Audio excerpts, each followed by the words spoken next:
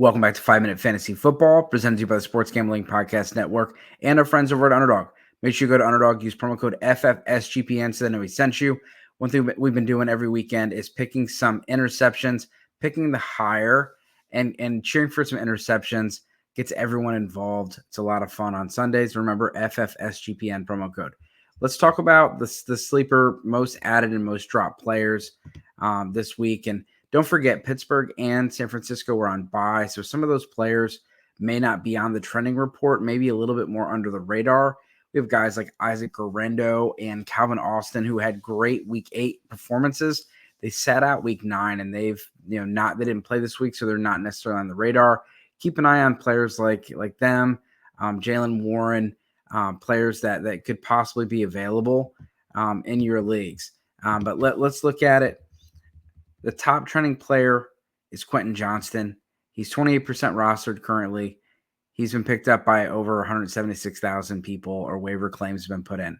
Demarcus Robinson is number 2.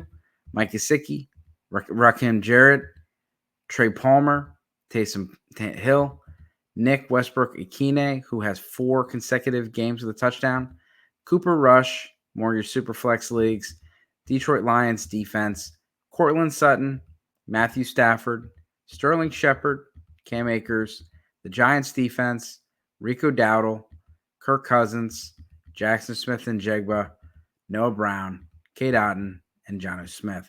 So let's go to the top of the list and talk about a few of these guys that might be more widely available. Quentin Johnston, again, available in over 70% of leagues. Demarcus Robinson, available in almost 80% of leagues. Both guys should be rostered. Demarcus Robinson is someone that 4 TDs in 2 weeks is probably not going to continue. Puka isn't going to be thrown out of games for throwing punches. But I definitely encourage you to look in deeper leagues, especially 3-receiver format leagues. Robinson is someone that had value at the end of the season last year with a healthy Puka Nacua and Cooper Kupp, and we're seeing it again this year. Quentin Johnston, he's been good this year. I know he had a couple really tough matchups, but he's been pretty consistent. And this offense is passing a lot more than people expected. This offense is better than people expected. And now Justin Herbert's starting to get healthy. Quentin Johnston's getting 1 or 2 touches out of the backfield every week, but he's getting 5 or 6 targets a game. And we've seen him score multiple touchdowns this year. Mike Gesicki, we saw it. When T. Higgins is out, he's in. So if Higgins misses, you want to play him. If Higgins is in, he's going to be out. So I'm not going to invest a whole lot of my fab. Let someone else do it. Rakim Jarrett, we're watching the game tonight. It's nothing's really going on for him or Palmer. I'm not interested. Taysom Hill. Derek Carr-led offense has nobody anymore. Chris Olave, this is his 5th concussion. 5th. He's had 3 in the NFL. This is 4th concussion. 4th concussion. 1 at Ohio State. And now this is his 3rd in the NFL. 2nd this season. Because of the multiple concussions, you're going to see him be out for at least a week, maybe 2. And for that reason, you have no Olave, no Shaheed. Bub Means missed last week. You're looking at Cedric Wilson being the wide receiver 1. So Taysom Hill, you can see a lot of action. Him and Alvin Kamara pretty much were everything to this offense last week, and that should be the continuation for the rest of the season. Again, Nick Westbrook-Ikine, you've seen 4 weeks in a row for TDs. I'm gonna say that he's worth an ad. Detroit Lions defense, they've been a lot better than expected. We expect them to get a pass rusher at the trade deadline this week, but the Lions defense has been a lot better than people have expected with Aiden Hutchinson out. So that's a team that you're going to want to just continue to pick up depending on the matchup. Cortland Sutton, he's not really available in any leagues. Matthew Stafford, almost 50% of leagues. So if he's available, go pick him up. You look at the top quarterbacks, strength of schedule. The Eagles have the best strength of schedule the rest of the year. The Giants, the Saints, the Broncos, and the Buccaneers. As far as other ads, Rico Dowdle, he's probably not available in your leagues, but if he is, go pick him up. He looks really good, and now Ezekiel Elliott has fallen out of favor with that team. That team really is going to have to lean on him, and Rico's going to get 17 to 20 touches. You're going to want to pick him up. Daniel Jones. I know that Daniel Jones stinks, but again, very good schedule the rest of the year, and he gets the Carolina Panthers this week. If you're in a super flex league, he's definitely someone you're going to want to pick up. But in your one quarterback leagues, he's a good streaming option this week because of how much he rushes and the matchup. Bo Nix. How is Bo Nix not 50% rostered?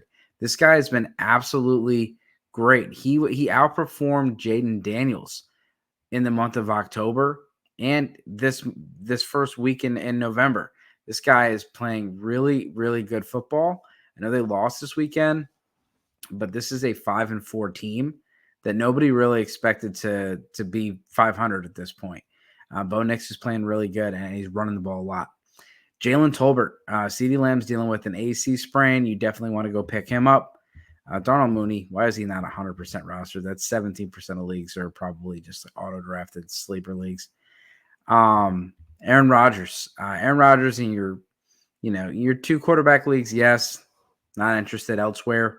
Hunter Henry, 60% available. I am interested in him. Drake May ended up playing this week unexpectedly, and Drake May just looks good. He's got a lot of things going on for him. This offense is pretty bad, but Drake May signs point up for him. So let's talk about who we drop in. And I'm going to allude to the quarterback strength of schedule. Quarterback strength of schedule, the Jacksonville Jaguars have the worst, then Seattle, then Green Bay, then the Indianapolis Colts, and then Miami Dolphins. Dak Prescott, he's possibly going on the IR with a hamstring injury, also hurt his hand. He is being dropped. New Orleans Saints defense is being dropped. Joe Flacco is being dropped. I would say go back, and if you're in a two quarterback leagues, give Joe Flacco another chance. Your one quarterback leagues, yeah, I'm going to hold off. He's statue back there. He doesn't have any rushing upside, but this is just a really tough matchup. The Vikings defense is really good. Commanders defense is being dropped. Cole Kmet's being dropped after 0 targets. Zach Ertz is being dropped. Zach Ertz is someone that, if you really, really need a tight end in a pinch, he's a cheap piece on a good offense. I would consider picking him back up. Caleb Williams, it's just not working over there. They made a huge mistake by hiring Shane Waldron. What the Bears should have did was hire Ben Johnson and steal him from the Lions and get rid of that coaching staff. It's going to be pretty quick before we see Eberflus out of there as well. Dalvin Cook being dropped, Julius Chestnut being dropped, Devin Singletary being dropped, Romeo Doubs being dropped. I'm picking up Doubs if someone drops him in my league. Bigsby, I'm picking him up. We don't know if ETN's going to get traded. We don't know what's going to happen. Bigsby is frustrating because when they get behind, he just gets game scripted out. But I'm interested in him. And Devin Singletary, it's a name to watch at the trade deadline. He could be going to another team as a depth piece. Maybe Houston behind Joe Mixon or another one of these teams that needs a depth piece. I don't see him being a starter anywhere else. But again, teams need running backs, especially these teams that expect to go to the playoffs. Keon Coleman. If people are dropping Keon Coleman, you need to be going to the waiver wire and prioritizing him. He would definitely be a priority waiver wire pickup. You have Sterling Shepard, Sean Tucker. You can drop both of them. John Mechie, Dearness Johnson, Michael Wilson. Alexander Madison, I wouldn't drop him. I know what the concerns are and what people are frustrated with, but I'm not going to do anything yet. So to go over some of my top ads based on what we've seen as far as ads and drops, my ads, Tua, Stafford, and Daniel Jones. 3 receivers I'm going to be adding are Xavier Legette, Quentin Johnston, and Jalen Tolbert. Again, Demarcus Robinson is available. I'm going to pick him up, but he's someone, honestly, I think you're going to see some regression. Running backs, Ray Davis. Ray Davis needs to get on the field more. Imagine if Dallas would have just picked him up instead of going with Zeke. Ray Davis looks absolutely awesome. And if James Cook were to go down, this guy would be a league winner. Trey Benson, he looked good this weekend. He's another guy. If James Conner were to get traded or go down, and then Guerendo. Christian McCaffrey's window opened up to practice, but you could still see 2 or 3 weeks of Guerendo, and we don't know what's going to happen with Jordan Mason. He's slowed down quite a bit. It's a lot to be, getting as much volume he's been getting, but he's also got a shoulder injury that he re-injured. So Guerendo could be a big piece the next few weeks.